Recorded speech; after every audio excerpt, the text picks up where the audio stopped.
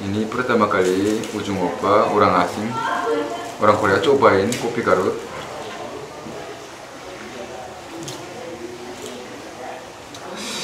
Saya setiap hari minum kopi. Udah 20 tahun lebih ya. Ini benar-benar enak. Korean improved. Kopi Garut mantap jiwa. Assalamualaikum warahmatullahi wabarakatuh. Sampurasun. Annyeonghaseyo. Loh, kenapa Annyeonghaseyo? Karena kita pagi ini kedatangan tamu yang spesial.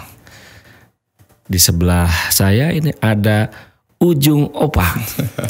Ini luar biasa. Annyeonghaseyo. Wah, saya senang sekali. Saya sekarang ada di rumah Bapak Wakil Bupati Garut. Iya. Beliau ini walaupun masih capek datang dari Jakarta, baru tadi malam, ya, kemudian istirahat sebentar. Katanya beliau ini bisa tidur hanya 2 jam tadi malam. Nih, nanti bisa diceritakan. Kemudian beliau langsung ke rumah saya dan di sini kita bincang-bincang sebentar dengan beliau. Bagaimana kesan-kesannya walaupun baru 1 malam dan tadi pagi gitu di Garut, selama di Garut? Sebenarnya banyak teman saya bilang saya tukang tidur. Tapi saya rasa pagi ini sangat segar. Walaupun semalam ya benar tidur 2 jam. Saya pertama kali datang ke Garut dan udara yang sangat segar. 2 jam saja sudah kayak obat alami. Jadi biasanya kalau minimal 7 jam 8 jam tidur 2 jam tapi lebih segar. Ini kekuatan di Garut. Jadi ini luar biasa ya. Luar biasa. Ya. Hanya dengan 2 jam tapi merasa puas ya, dikarenakan memang udara Garut yang sangat segar. Ya, apalagi saya bersama dengan beliau Bapak Wakil Bupati. Jadi merasa lebih dapat positif, aura yang positif, jadi lebih semangat. Nah, ini alhamdulillah ya, alhamdulillah. Jadi kita segala puji semuanya bagi Allah ya, karena beliau ini adalah mualaf ya. Jadi udah bisa bilang alhamdulillah. Astagfirullah udah bisa? Astagfirullah. Udah bisa. Saya juga dengar ternyata Ujung Opa juga senang nasyid ya. Senang nasyid khusus Nisa Sabian ya. Kita dengar, kita lihat yuk bagaimana Ujung Opa menyanyikan nasyid. Ujung Opa, boleh kan ya? Boleh. Ya, silakan. Ya, ini itu adik aku Nisa Sabian yang nyanyi. Nina Salam. Salam. Oke. Kila hadir mata fil masa. لو ناقص بلا سماها وانت عايزنا بحب لو تذكر أرضي نسكن kaliku. Luar biasa juga ini, betul ya. Ini luar biasa kesan-kesan beliau di Kabupaten Garut walaupun baru semalam ya. Walaupun belum lihat Kabupaten Garut seperti apa. Belum lihat pemandangan, belum cobain makanan kuliner Garut, jadi nggak sabar habis ini nanti ya. Siap, nanti kita siapkan kuliner Garut yang sangat spesial juga. Ya. Tadi saya sudah singgung sedikit tentang mualaf ya. Udah berapa lama masuk Islam? Hampir kurang lebih 2 tahun. 2 tahun? Jadi tahun 2019, sekarang tahun 2021 kan, jadi hampir pas 2 tahun. 2 tahun. Ya. Itu gimana ceritanya? Ceritanya sedikit biar kita tahu nih. Mungkin ceritanya seperti ini. Saya udah 16 tahun ya. Ya, bisa dikatakan lumayan lama bolak-balik Korea Indonesia. Jadi makin punya banyak teman Indonesia. Ya, tinggal di Korea juga ada, terus tinggal di Indonesia juga ada. Dan kebanyakan mereka kebetulan Muslim karena mayoritas memeluk agama Islam kali ya. Jadi lama-kelamaan saya lihat mereka, hati saya tergerak karena setiap kali ketemu wah kenapa mereka selalu bahagia, senyum. Siapapun baru kenal. Nah, padahal misalkan ada yang nanyain, Ujung opa kapan paling bahagia? Saya belum pernah jawab. Karena saya belum pernah merasa bahagia. Jadi saya selama ini cari kunci. Gimana saya jadi bahagia? Apa kekurangannya saya? Apa yang lebih kurang dari mereka? Dari segi uang kah? Dari segi popularitas kan? Tapi jujur hati saya selalu rasanya kosong. Belum pernah bahagia. Nah, 16 tahun setelah saya intip-intip teman saya muslim ke masjid, ke sholat, tiba-tiba hilang. Terus pernah saya ikut puasa walaupun sebelum masuk Islam di Korea. Nah, terus kadang dengar ceramah dari Ustadz Indonesia di Korea. Itu rahasianya. Nah, ini kuncinya. Jadi saya menemukan kunci itu, langsung bergerak. Minta bantu, saya mau baca 2 kalimat syahadat. Jadi 2 tahun lalu pas di Jakarta, di Indonesia, masuk Islam untuk ketenangan hati. Begitu ceritanya. Wah, luar biasa. Jadi memang berangkat dari hati ya. Yeah. Dan ada satu yang dicari, yaitu kebahagiaan. Betul. Kebahagiaan yang hakiki itu ya. Yeah. Bahagia ini luar biasa. Namun enggak gitu teman-teman, nanti para teman-teman kita pengen tahu nggak ada buktinya nggak, bisa baca Al-Fatihah misalnya kan ya. bisa nggak kita mau denger gitu ya, mau denger. Udah 2 tahun mualaf masuk Islam ya, dan udah bisa baca surat Al-Quran gitu. Lagi proses belajar bahasa Arab, hijaiyah dan Al-Quran, terus yang juz juga. Tapi mungkin karena pandemik ada keterlambatan, jadi prosesnya walaupun nggak cepat ya, tapi masih belajar. Ya alhamdulillah ya. Jadi ini luar biasa, walaupun 2 tahun sudah belajar Al-Quran, belajar surat-surat, belajar apa yang menjadi konten atau isi yang tentu bisa menenangkan hati dan membuat kebahagiaan. Ini penasaran, saya ingin dengar bacaan Al-Fatihah. Boleh nggak nih? Ya boleh ya, tapi nanti penonton jangan terlalu ketawa ya, karena saya orang Korea, logat pasti orang Korea. Bahasa Arab belum jago, bahasa Indonesia lumayan, tapi logatnya masih logat kental Korea ya. Jadi logat Korea. Ya, logat Korea. Jadi mohon dimaklumi ya sebelum aku baca. Kenapa gugup ya? Padahal itu biasanya aku enggak. Oke ya. Bismillahirrahmanirrahim. Alhamdulillah Rabbil alamin. Ar-Rahmanirrahim. Maliki yaumiddin. Iyyaka na'budu wa iyyaka nasta'in. Ihdinas siratal mustaqim.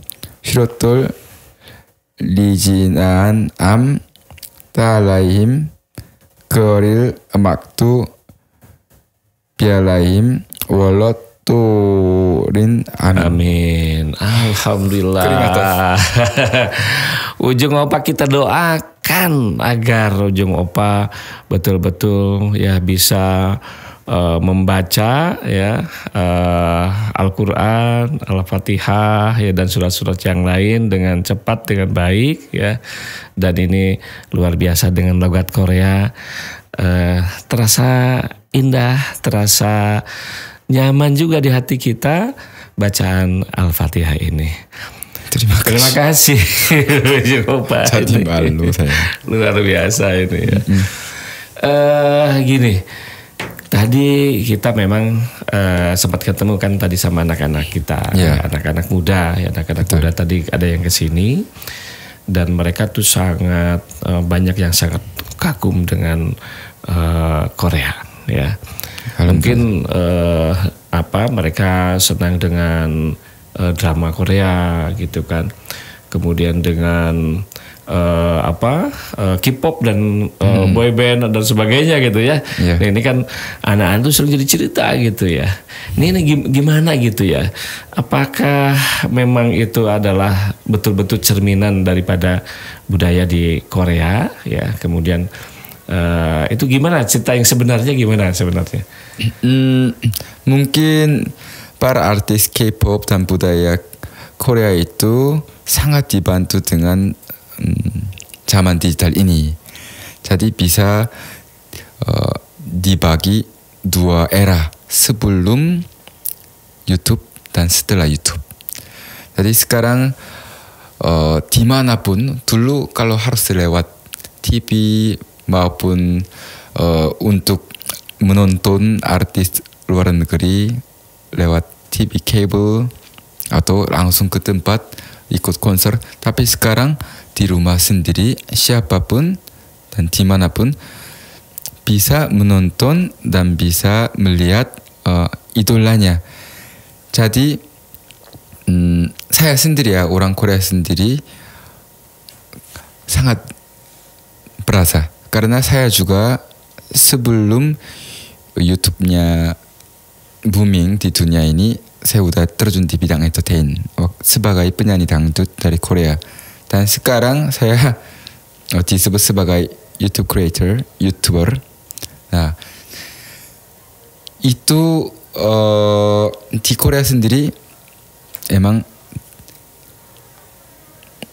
majornya K-pop. Tapi kan di Indonesia maupun di negara lain banyak orang mikir semua musik itu K-pop.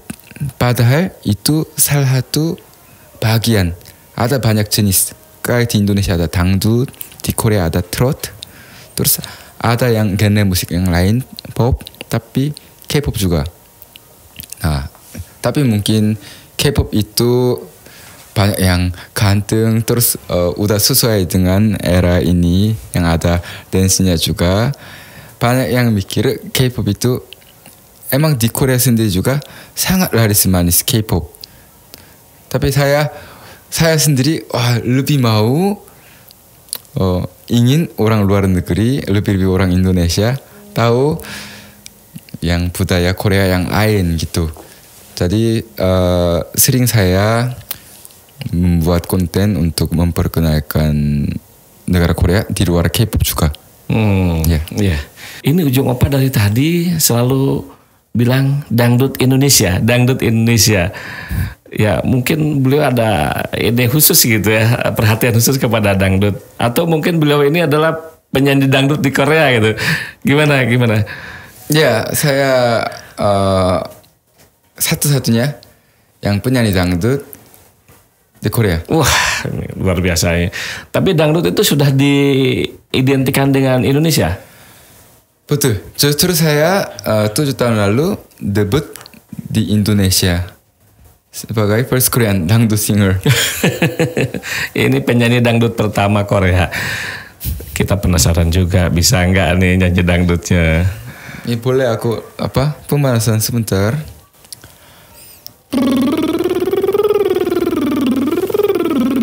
Udah. Udah siap. Karena pagi. Judulnya apa judulnya? Saya paling suka sering nyanyi lagu Maggie Jet. Iya. Benang biru. Okay. 5, 6, 7, 8.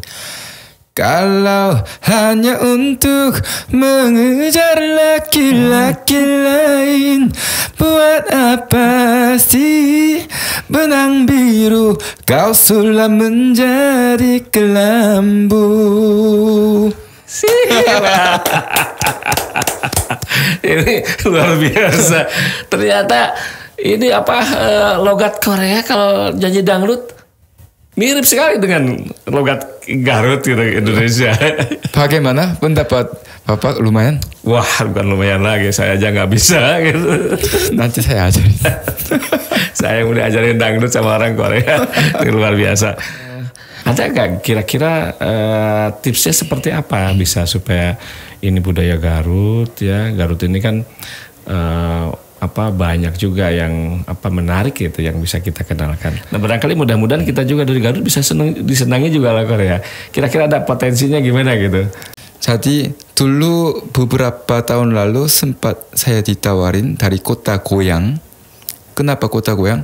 Dulu punya ciri khas goyang ujung yang kayak gini ada karena penyanyi dangdut. Jadi kota goyang sama Bogor. Tapi waktu itu manajemen saya habis kontrak. Jadi kesempatan itu enggak jadi. Nah, dengan sistem seperti itu saling bisa mempromosikan.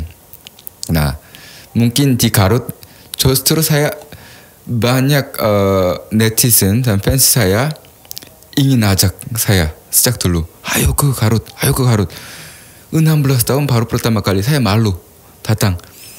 Dan mulai hari ini mau coba menelusuri makanan seperti apa, budaya seperti apa, dan tempat wisata yang indah seperti apa. Mungkin dari situ mungkin saya bisa dapat ide. Oh, sama kota mana? Kota di Korea, salah satu kota di Korea atau daerah Korea. Bisa join apa yang bisa tukar budayanya. Mungkin dari situ bisa dapat idenya. Tapi saya dengar orang Garut sangat sopan santunnya sangat bagus dan wanita Indonesia cantik. Oh, ada ide. Bapak kan pernah ke Korea kan? Pernah ya ke sana ke Korea. Di situ ada salah satu kota besar namanya kota Daegu. Kota Daegu itu sangat terkenal dengan buah apel dan wanita yang sangat indah, cantik. Jadi misalkan kota Daegu sama Garut. Dengan julukan wanita indah, wanita cantik atau apa, itu ide saya ya. Jadi banyak penonton tolong kasih banyak komennya apa yang bisa dipromosikan dari Garut, walaupun begitu banyak. Kita coba saling cari gitu. Aduh, ini kita makin penasaran nih.